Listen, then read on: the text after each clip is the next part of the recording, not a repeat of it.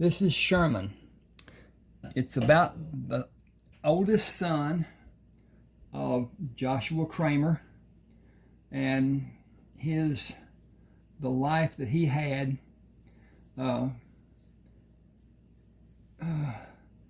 His mother had died, and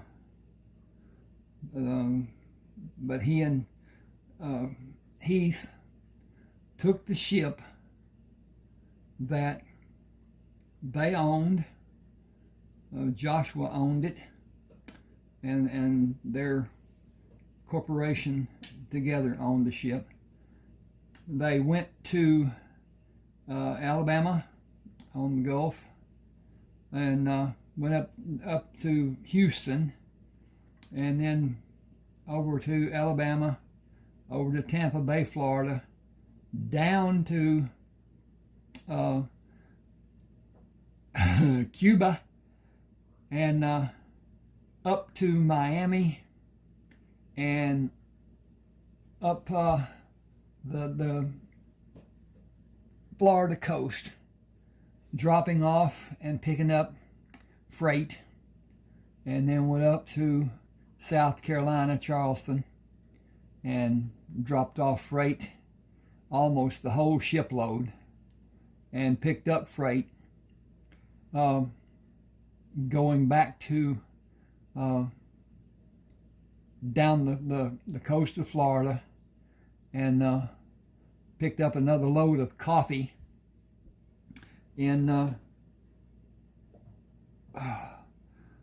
Cuba, took it to Mexico, and picked up freight. Didn't disperse the whole load at the first stop, and then continued down, went around the Yucatan Peninsula, and went into a port on the south side of the Yucatan Peninsula, and then down to a port where a man asked that they come to join him for a conversation, visit, and in his home, discuss business, because the chemicals that they had been hauling were from his company, and his basic need was a business manager. And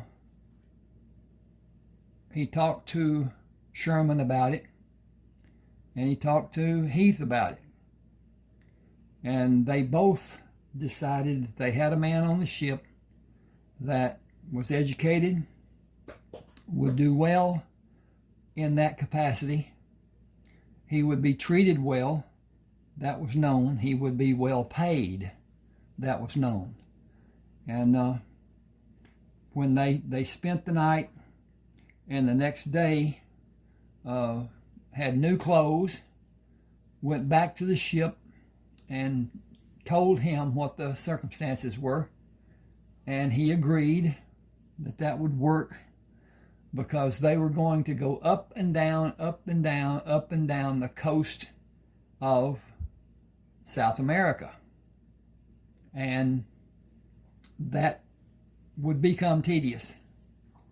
And naturally they would go to La Trinidad and do some work there. They would go on the north side of South America and do some business there, and then go back down south to the Buenos Aires and Mount Video were usually the last place that they stopped before they turned around to come back north. And they did that for several weeks until the men just grew tired of it, and they asked that they be given permission to go off and find another ship, get some variety in their work, whatever.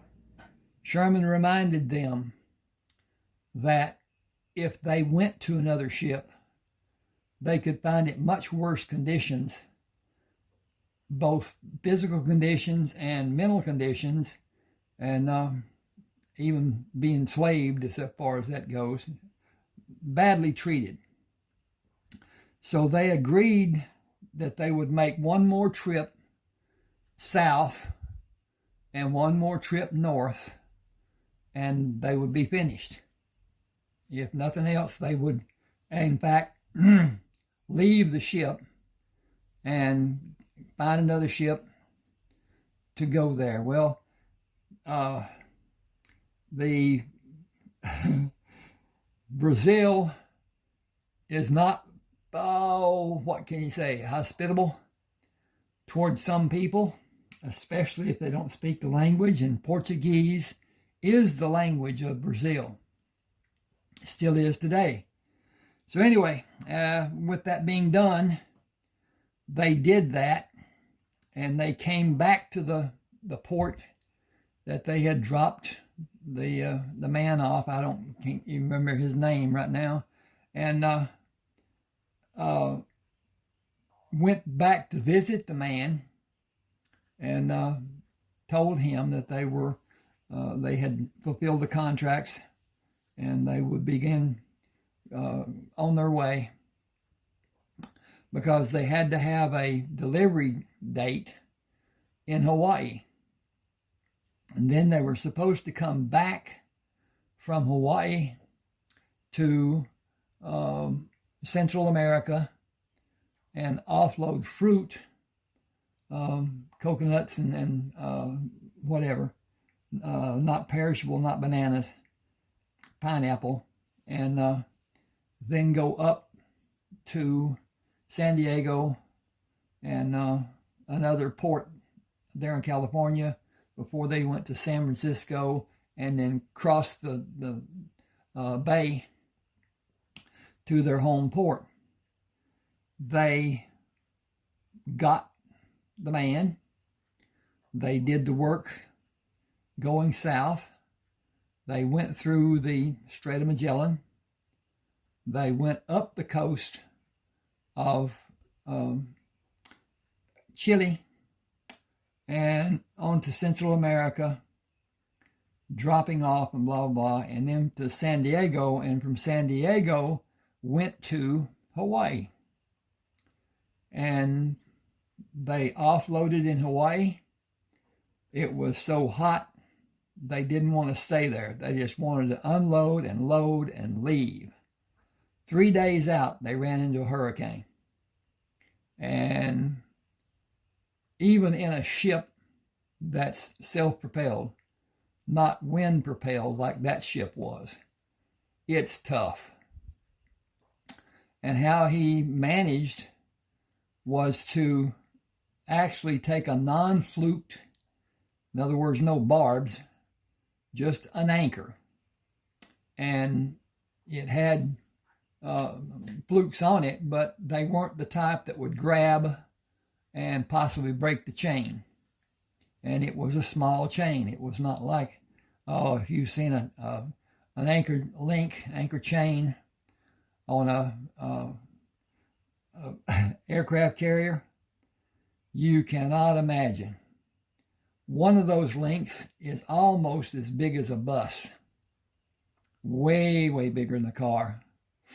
And the funny story is, some drunk sailor off the Kitty Hawk had sold the anchor to some natives, indigenous people or whatever. I don't even know what port they were in.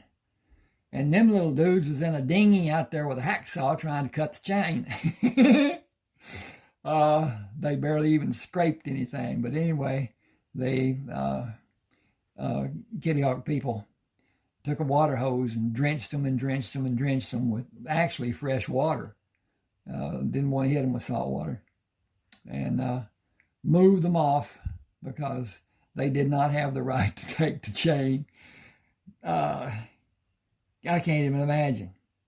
One of those links would have sunk that dinghy had it just fallen into it. The anchor, it's unimaginable. it's unimaginable that people could be that eager. But anyway, they make it through the hurricane and go into the eye, and they have a small respite, and then they hit the outer winds of the following wall, and it drags them for miles, and they finally get through that. And naturally their sails were down. They were just at the mercy of that hurricane. And there aren't hurricanes in the Pacific, not like they are in the Atlantic. And in the Atlantic, we'll have, I don't know, 10, 12, 14 hurricanes that come from Africa, and some build, some don't. This one that we just gone through, Category 5, I don't think we're through with it yet, but at any rate, that's a strong hurricane. At any rate, they get through.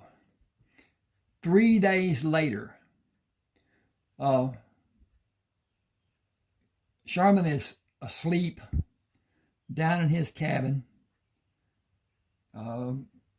Heath has the watch, and the captain of the ship comes out on the deck, and there's a ship that's got a distress signal, and their orders are from Sherman to get away. Don't go there. And he ordered them to go and help the people. And in fact, they got into pirates, and the captain was killed. Several of the crewmen were killed. Jack, the purser of the ship, was knocked unconscious, and Sherman had one of the crew boats filled with water, pemmican, guns, and then he had he and Sherman had a huge box that would float, that had valuables in it, had things that they didn't want to lose and whatever. And at any rate, Sherman negotiated for several of the men to go with him on that lifeboat. The pirates are aware that if they hurt without cause an American, the Navy and the military is going to come after them hot and heavy. I got to check on my time here. And at any rate, he sets them free with that dinghy, and they can't get the box open.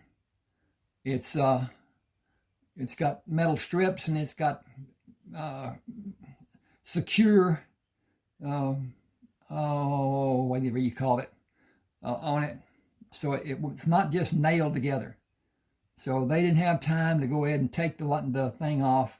It had a lot of guns in it, modern guns, not the single shots.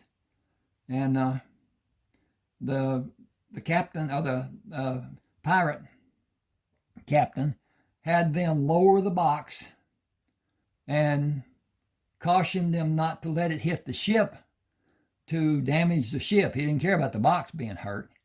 But part of that was Sherman and Heath got the box, and then they tied it and they towed it. And I think it was, I made it the morning after, and then the afternoon, they had a ship come to them who had lost their captain.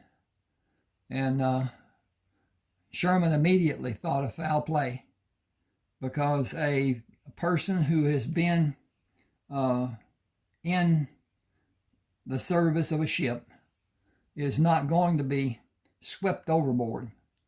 That's just not going to happen. But at any rate, that's what it was told to have happened. At any rate, the ship owner had nobody to navigate, and he was going to California. The problem is he was headed away from California when they picked up Sherman and Jack and Heath. And so he asked if anybody in that boat would be able to navigate. And Jack said, both of the Crammer brothers can. I'm able to a little bit from what they've taught me, but I don't have the expertise they have. And he said, who are they? He said, well, you were just talking to one of them. That's Sherman. He said, the other one, the big fellow, is Heath. And he can take care of anything that you need taken care of on board the ship. And the owner said, I cannot imagine anybody denying him anything. So anyway, Sherman took it. They turned the ship around. They brought the lifeboat aboard. They brought the box aboard and set it on the main deck and secured it. They went to San Francisco, and then they crossed the bay and set up business. And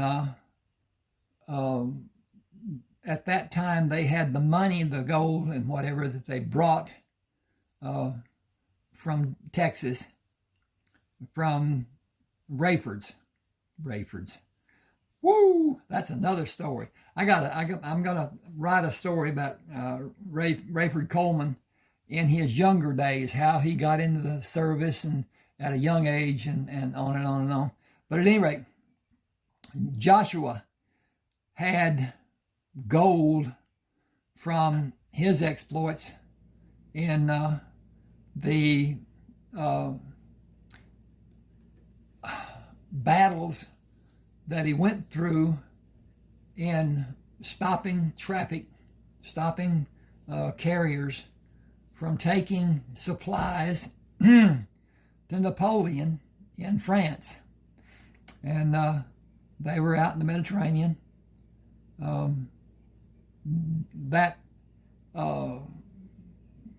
They would actually get prize, get the gold, get the treasures, get the whatever, and take it to a large island that was close to Gibraltar and the strait there.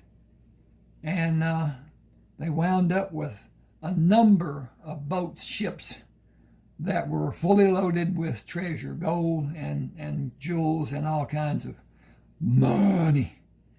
But anyway, we'll go back. Sherman met a guy who was a, what would you call it, all-around jack of all trades, knew how to do things, knew how to get things done and whatever. Jack was building a bank, and some Mexicans, now this is the time that California was still under Mexico, and it was not as stringent as it had been, but they were still governed by Mexico. At any rate, a group of Mexicans that weren't together, they were just friends, had been out on the American River, not knowing what river they were on, and found gold. And they broke off chunks, knocked the quartz off of it, and brought it in sacks to the bank. And Jack did not speak Spanish. He did the best he could. He took those 12 sacks, put them on a table, wrote the name of the person who owned them on each sack, and covered the sack with a canvas. They covered the sacks with a canvas. Well, when Sherman came, he told him what he had. And Sherman looked at it, and he said, well, you have to test it, but this is gold. I'd bet my life on it. And Jack said, well, I've got another deal for you. A girl brought a land grant deed from Mexico, and she wanted money, and I gave her $20, and you can take it and pay me the $20, or you can let me have it and I'll pay the $20 to the bank. Already paid her from the bank, and they had the Mexicans take them to where they found the gold, and it was on the riverbank. There were more than one place that they found the gold. Each of them, to some degree, had located what would be on the west bank of the American River. Now, up that river is where the original, what they call the original gold find happened. But anyway, this is fiction. Remember this is fiction. It's how it might have happened. And you can go with it. I enjoyed the heck out of writing Sherman. Now, at any rate, I'm not going to go into all of it. They start a business of drayage, taking freight from their home port that they had ships come in, and took it up to Sacramento. And they bought a building and were using it for warehousing, and got into gold mining. And it was just a matter of take a pick and pop out the gold, and dig the dirt back and pop out the gold. And they actually found aluminum, which is a gold-silver mix. And they didn't want it in with the gold because that would lessen the assay value of the gold. So they kept it separated, and a man wanted to make jewelry from it and actually paid them more than what he would have paid for the gold. And he was very happy with it. But anyway, it left America. Most of the gold that was mined originally, and it didn't last long. They cleaned it up pretty quick. And it was mostly taken out of state. It was mostly somebody put it in a bag, put it in their pocket, put it wherever, got on a ship and went home. And they don't know how many millions actually left. There's no way to calculate it, but they estimate.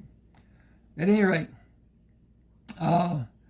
they continue with this and do some farming there. That was the Mexicans' main desire. They wanted to be able to raise corn and grains and stuff, gardens, vegetables and stuff that they could can and keep them through the wintertime, and have a house, because none of them had ever had a house that didn't leak. And so they got their wish in that regard. And this goes on until Sherman, Heath, and Jack leave and go back to Texas. But anyway, that's the crux of this story. and I appreciate you being with me this long. I hope you enjoyed it. This book is available on Smashwords. That's where I would enjoy you buying it if you bought it. Please subscribe, hit that like button, hit the share if you will, and help me help the channel grow. It's growing. It's taken some time, but it's growing, and I appreciate it. Have a good one, everybody. Be safe.